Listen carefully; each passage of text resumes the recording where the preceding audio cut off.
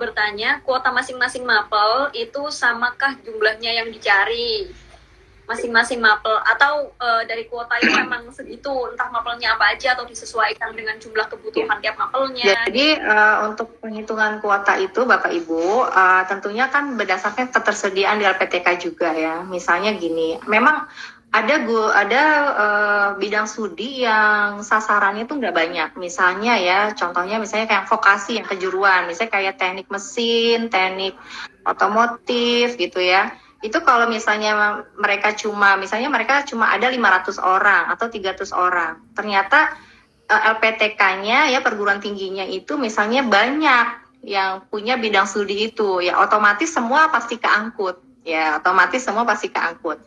Beda dengan PGSD yang kuotanya itu sangat banyak ya, di mana jumlah PGSD itu hampir separuh dari peserta gitu. Misalnya peserta itu ada 50.000, yang PGSD itu pasti 25.000 gitu. Jadi selalu dia itu sudah separuh dari kuota. Nah, biasanya yang PGSD ini nih yang banyak antriannya gitu ya, jadi cadangan-cadangan karena nggak kebagian kan, karena kalau semuanya PGSD kan juga nggak mungkin gitu, masa ntar guru yang lain nggak kebagian kan, jadi kita harus mengatur lah memang, tapi memang tidak ada apa persen-persenan tertentu, nggak ada, karena tergantung jumlah guru yang lulus pada saat ini kan pasti beda-beda ya. Tapi secara umum yang selalu banyak kan PGSD, Penjas, kemudian IPA, IPS itu yang pasti banyak gurunya.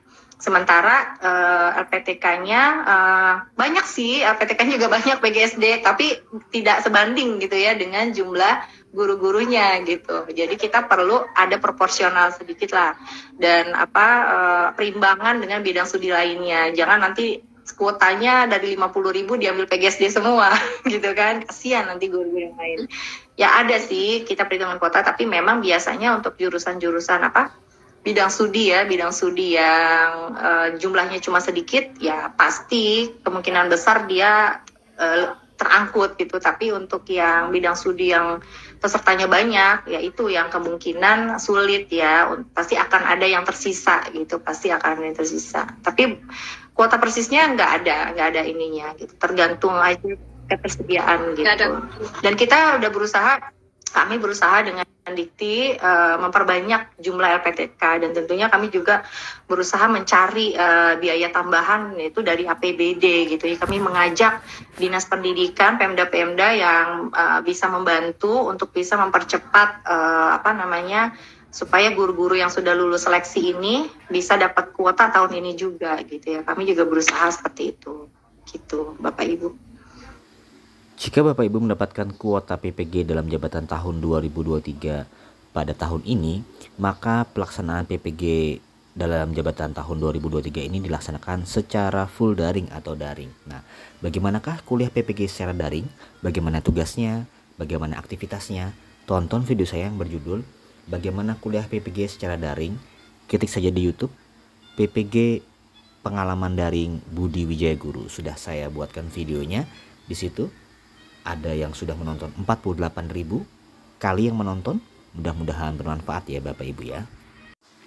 Ada juga beberapa video saya di YouTube saya yang berjudul apakah kelulusan PPG hanya ditentukan dengan nilai tes UP, kemudian bagaimana cara mengedit video peer teaching, PPL, uji komprehensif itu seperti apa. Silahkan cari di channel YouTube Budi Wijaya Guru. Jangan lupa di subscribe.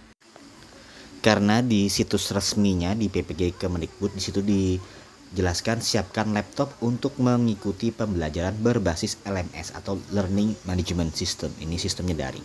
Bagaimana menurut pendapat Bapak Ibu? Tulis di kolom komentar.